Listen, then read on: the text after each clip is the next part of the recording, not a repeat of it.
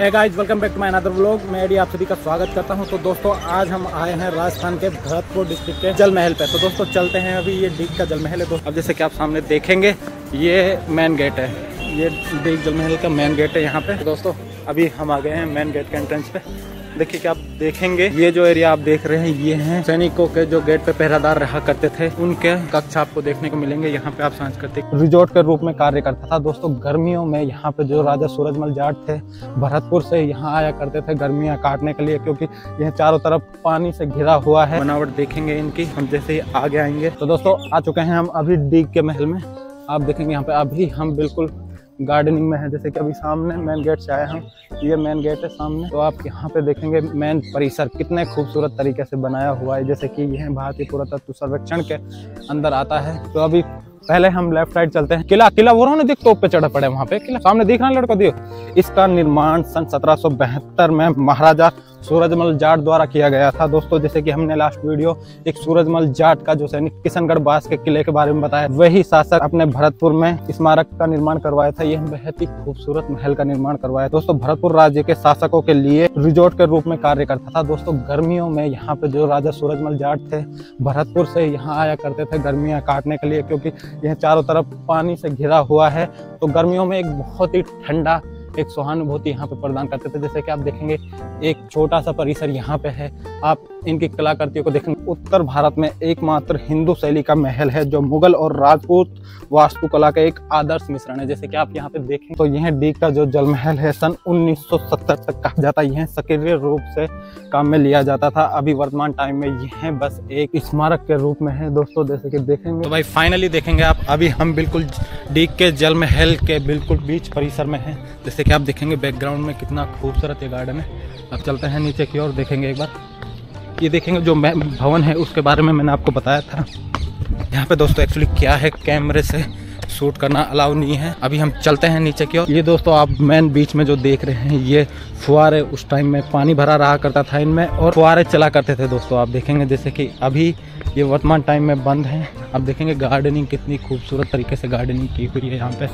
दोस्तों जैसे कि कहा जाता है, भरतपुर के जो जाट राजा थे, डीग उनकी राजधानी थी। इनसे पहले वे भरतपुर चले गए।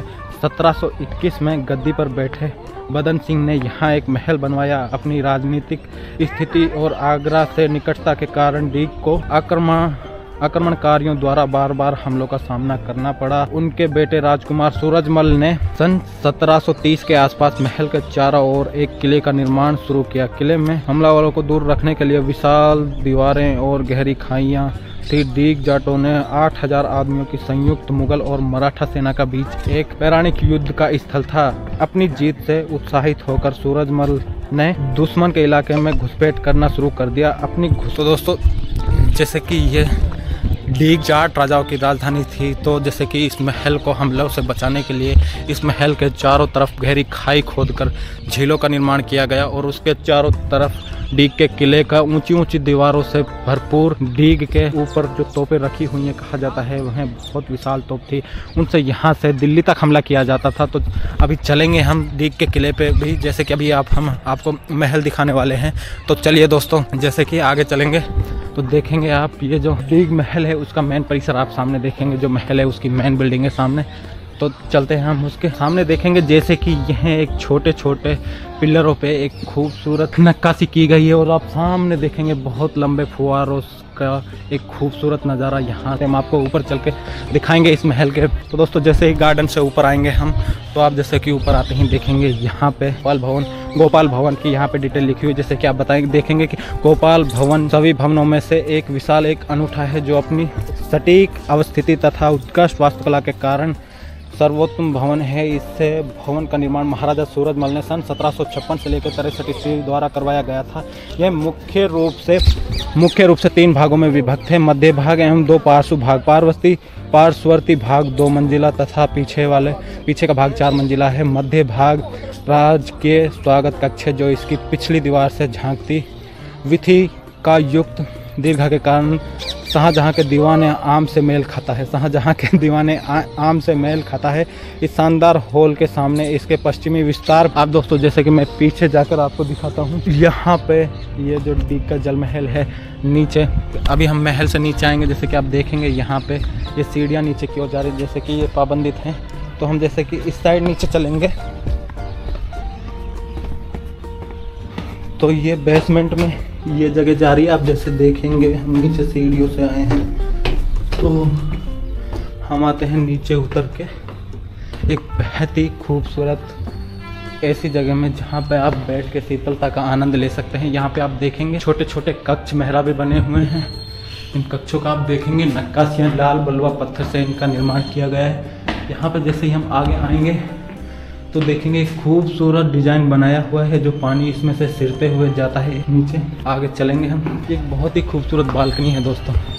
अभी आप देखेंगे ये जो डीग के जल महल है, यहाँ पे आप देखेंगे जलमुर्गाई काफ़ी मात्रा में यहाँ पे घूम रही है। तो दोस्तों अभी मैं बिल्कुल नीचे हूँ, आप जैसे कि आगे चल के दिखाऊंगा मैं आपको। ये देखेंगे यहाँ पे आप गर्मियों में राजा जो सूरजमल जाट थे उस टाइम यहाँ गर्मियों में समय बिताने आते थे। जैसे कि आप देखेंगे ये जो मेन परिसर है 4 मंजिला है। तो दोस्तों जैसे कि वहाँ पे नीचे जाना अलाउ नहीं है, हम चलते हैं। जैसे कि ये जो इमारत है 4 मंजिला इमारत थी, 2 मंजिला नीचे है, पानी की ओर जाती है और 2 मंजिला आप बाहर से देख सकते हैं इसको। जानो अलाउ ना हो ना जाओ। तो दोस्तों अभी हम मेन चौक में आ गए हैं। जैसे कि आप देखेंगे यहाँ पे जो मेन भवन है जो पहले से आप देखेंगे उसका मेन परिसर है। दोस्तों आपको एक यहाँ पे रोमांचक चीज़ मैं दिखाता हूँ। जैसे कि सामने आप देखेंगे ये जगह आप जो देख रहे हैं, भाई क्या चीज़ है पता है क्या? कुछ आई थिंक जैसे इसकी जो बनावट है नक्काशियाँ हम कह सकते हैं ये हैं उस टाइम में जब सज़ा देने के लिए 2 कड़े आप देख रहे हैं, उन कड़ों से सज़ा देकर यहाँ पे अपराधी को लटकाया जाता था। जैसे कि दोस्तों आप मेरे सामने देख रहे हैं ये एक अनोखी चीज़ है दोस्तों, दिखने पे ऐसी लग रही है कि जैसे यहाँ पर इन कुंदों में लटका कर सज़ा दी जाती थी। और या दूसरा मैं ये कह सकता हूँ यह एक झूला या झूलने की जगह थी। आप जैसे कि देखेंगे, कमेंट में बताओ दोस्तों ये आपको क्या हो सकता है ये चीज़। हिस्ट्री में पढ़ा था आपने इसको, है?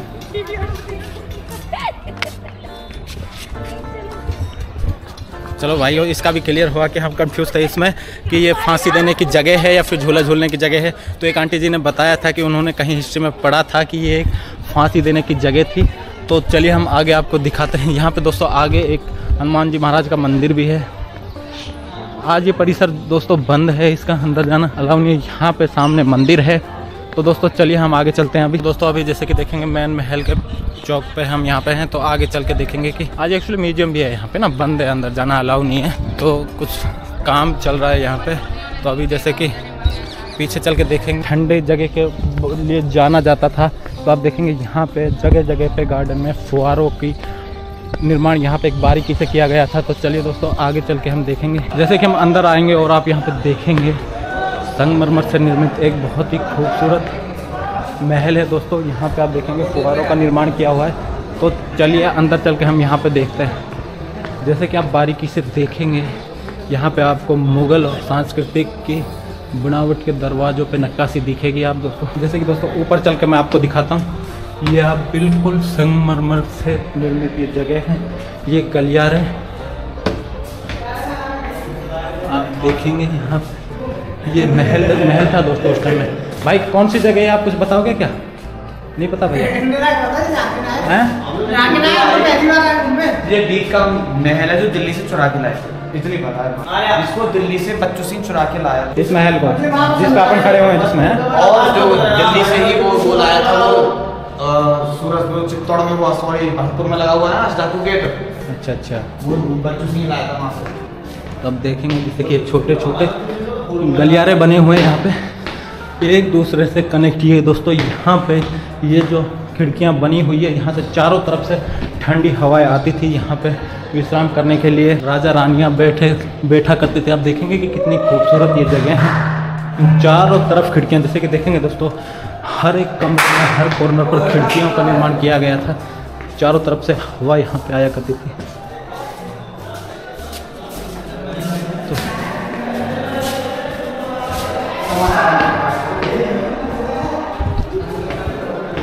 भाई लेकिन इसकी हाइट आप देखेंगे कि थोड़ा मुझे लगा कि कुछ छोटी नहीं है उस टाइम पे। आप देखेंगे जैसे कि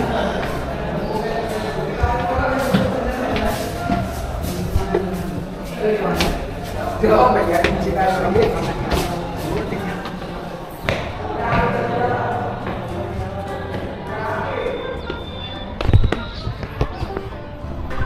देखेंगे अभी हम जल महल के पीछे की ओर, जैसे कि आप देखेंगे जो झील है डीग की, उससे पीछे जो महल है उसका कितना खूबसूरत नज़ारा यहाँ से देखने को मिलता है। आप सामने देखेंगे यहाँ पे जो मेन महल था, जो उसका यहाँ पे परिसर है, जैसे कि हम आगे चल के आपको दिखाएंगे। जैसे कि दोस्तों यह जो भवन है इसको सूरत भवन के नाम से जाना जाता है। जैसे कि इसका निर्माण सन 1756 से लेकर 1763 के बीच में हुआ था। यह दोस्तों जैसे कि मैंने आपको अंदर से दिखाया था, इसमें चारों तरफ खिड़कियां एक आयताकार में, वर्ग आकार में बनी हुई है। यह इसमें महिलाओं को, रानियों को आराम करने के मद्देनज़र रखते हुए एक मनोरंजक एरिया का निर्माण किया गया था। जैसे कि हम अभी, तो दोस्तों जैसे ही हम नीचे आएंगे इन सीढ़ियों से होते हुए, तो अभी हम जैसे नीचे आते हैं तो आप यहाँ पे देखेंगे जो ये भवन है जो आप देख रहे हैं, ये है हरदेव भवन।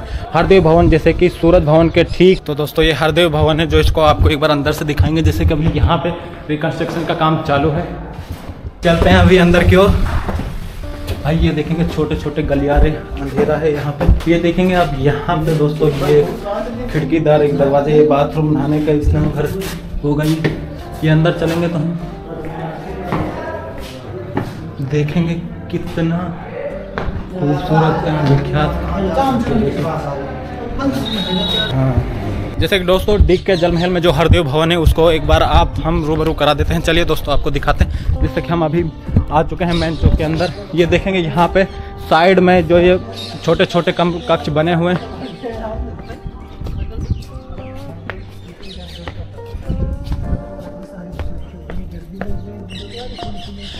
ये देखेंगे दोस्तों यहाँ पे ये ऊपर जाने के लिए सीढ़ियाँ थी, लेकिन अभी इनको बंद किया हुआ है सुरक्षा को लेकर। अभी चलते हैं हम और ऊपर की ओर दिखाएंगे। जैसे कि आपको अंदर चल के देखेंगे यहाँ पे छोटे छोटे कक्ष बने हुए हैं। ये आप जो आले देख रहे हैं उस टाइम में लालटेन यानी कि डब्बियाँ रखने के लिए, उजाला करने के लिए इनका निर्माण किया जाता था। तो चलिए ऊपर चलते हैं अभी। जैसे कि दोस्तों अंदर चलेंगे हम अभी, आप देखेंगे यहाँ पे कंस्ट्रक्शन का काम चालू है, कलर चल रहा है इन पट्टियों का। ये देखेंगे ऊपर की ओर रास्ता जा रहा है यहाँ से।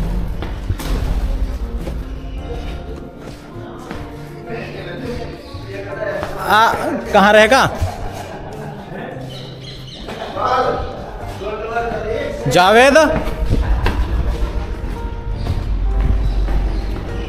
ओ गधेड़ू, आ जाओ ना, ऊपर चलेंगा है को वाला आवाज़। तो दोस्तों जैसे कि आप अभी देखेंगे हम मेल डीग के जो मेन झील है उसके परिसर में है। जैसे कि आप यहाँ पे देखेंगे कितनी खूबसूरत बैकग्राउंड व्यू आता है यहाँ पे। तो दोस्तों आज के इस व्लॉग को हम यहीं पे समाप्त करते हैं डीग के जल महल को। आशा है आपको यह अच्छा लगा होगा। अगर हमारे द्वारा बनाई गई व्लॉग आपको अच्छा लगा हो, वीडियो अच्छी लगी तो प्लीज़ हमारे चैनल को सब्सक्राइब करें, हमें सपोर्ट करें। धन्यवाद।